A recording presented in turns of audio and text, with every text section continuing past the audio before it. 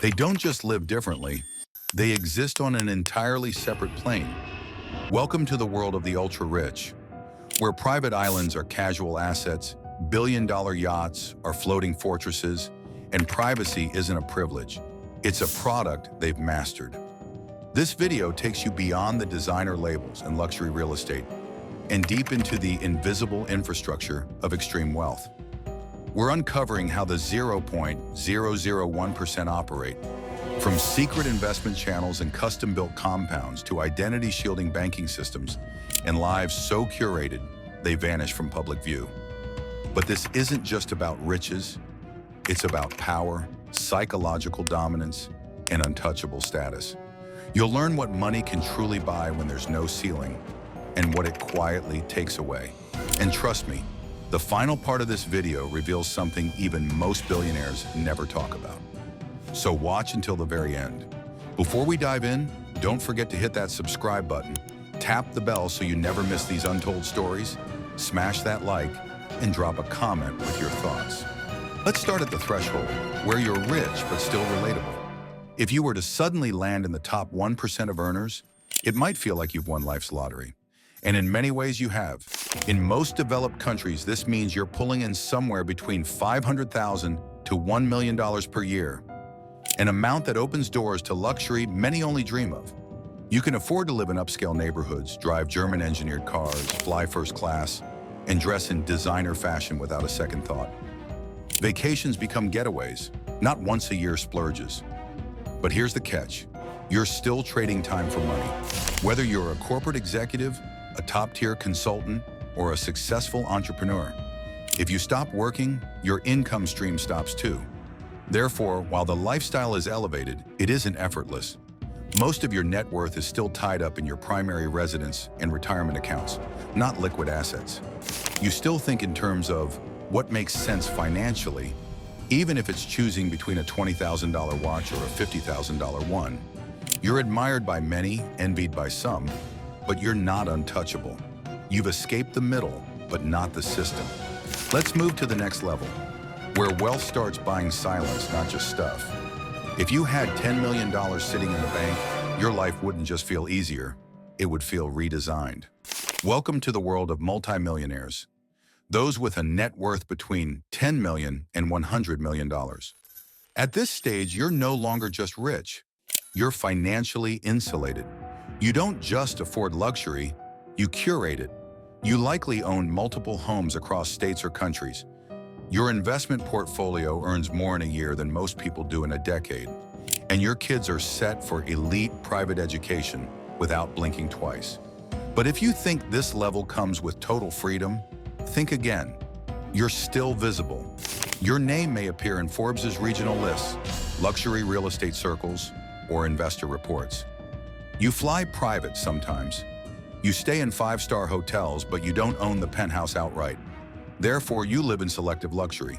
You say no to nearly anything that doesn't serve you, and yes to everything that does if it aligns with your long-term strategy. Yet you're still managing wealth, tax structuring, reputational risk, and asset protection.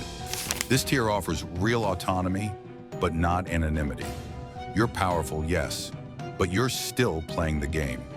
Let's level up, where wealth starts to warp reality itself.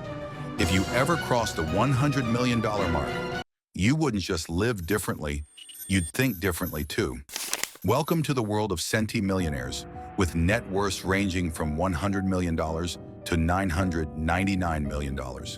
At this stage, your lifestyle becomes almost incomprehensible to the average person. You fly private, always.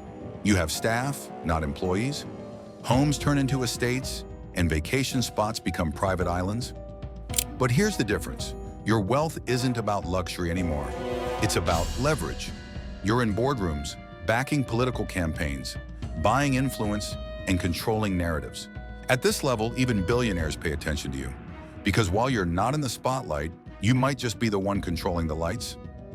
Let's step into the billionaire zone. If you think having billions guarantees happiness, think again, because emotional wealth doesn't come with a bank statement. There's a point in wealth where life no longer revolves around chasing money, but around protecting yourself from the consequences of having too much of it. Being a billionaire sounds like a dream, and in many ways it is. You can buy the world, bend time, and turn inconvenience into luxury. But behind the golden curtain, there's a truth most never consider. When you can have everything, how do you know what's real? Let's say you're a newly minted billionaire. Overnight, your lifestyle shifts. You're flying private, surrounded by staff, dining with celebrities, maybe even speaking to world leaders. But if you weren't a billionaire, how many of those people would return your calls? This is where the emotional trade-off begins. At lower levels of wealth, relationships are still grounded in shared experiences, mutual struggles, and organic growth. But once you're astronomically rich, those bonds get tested. You might walk into a room and be greeted with admiration, even awe. But that admiration isn't always directed at you, the person. It's often aimed at your influence, your net worth, your power. And if people love your power more than your presence, where does that leave your humanity? Friends who once laughed with you may now tread lightly, unsure how to act. Do they treat you like the old friend they knew, or the brand new billionaire who could change their life with a single favor? Conversations become careful. Jokes are filtered. The laughter is still there, but now it feels rehearsed. Even family dynamics can shift. A cousin struggling with rent may suddenly show interest in your ventures. A sibling might become distant, unsure whether your support is genuine or obligatory. And every holiday gathering feels like a chessboard, where every compliment or request may carry hidden motives. Now imagine dating at this level. You're not just dating a person, you're dating with a spotlight. Anyone who gets close to you risks headlines, scrutiny, whispers. Worse, you risk being used. Are they with you because they genuinely love your personality? Or because your last name unlocks doors, planes, and gated estates?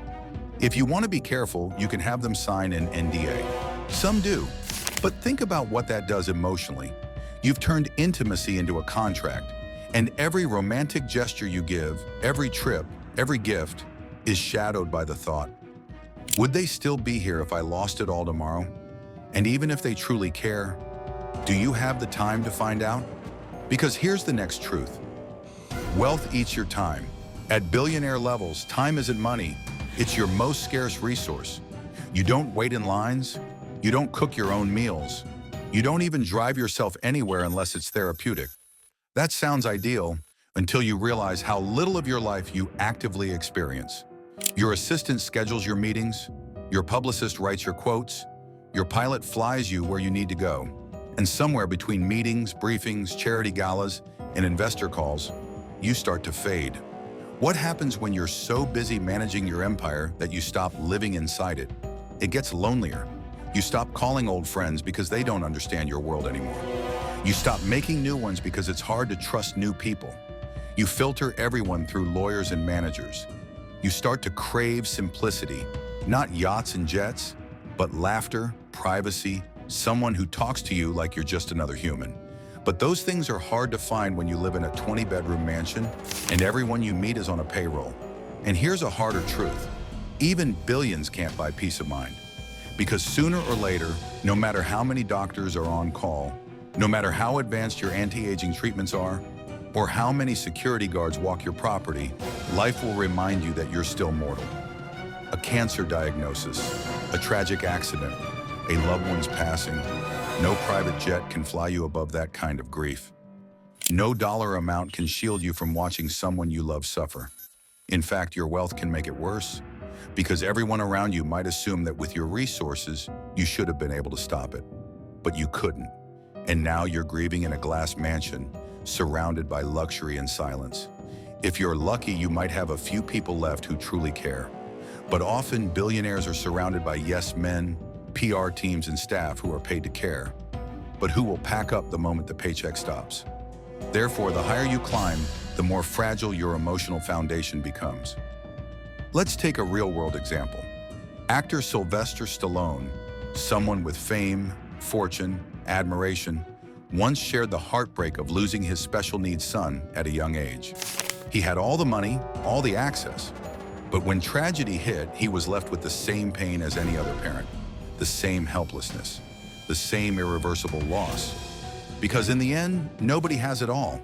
Nobody. And maybe that's the cruel irony of extreme wealth. You can buy everything, except the things that truly fulfill us. Trust, companionship, health, time, and peace. If you're reading this thinking, I wouldn't mind those problems if I had $1 billion, you're not alone. Most people imagine wealth as the solution to everything. And yes, being rich solves a lot. Hunger, housing, stress. But above a certain level, money stops solving problems and starts introducing new ones. So if you're living in a modest apartment, working a job you don't always love, but you have family dinners, real friends, and someone who texts you good morning because they mean it, you might be richer than you think. So after all the yachts, jets, mansions, and millions, you start to realize that the most expensive things in life aren't things at all. The ultra-wealthy may own the world, but often they struggle to own peace of mind, true love, or a sense of belonging. Because when everything is for sale, what's left that's priceless? The levels of wealth may rise, but so does the distance from what really matters. And perhaps the greatest luxury of all is a life you don't have to escape from. If you had $1 billion tomorrow, what would you buy that money can't? If this made you see wealth differently, imagine what's coming next. Tap that subscribe button, ring the bell, and don't forget to like, share, and drop your thoughts below. Because your perspective might just shift someone else's.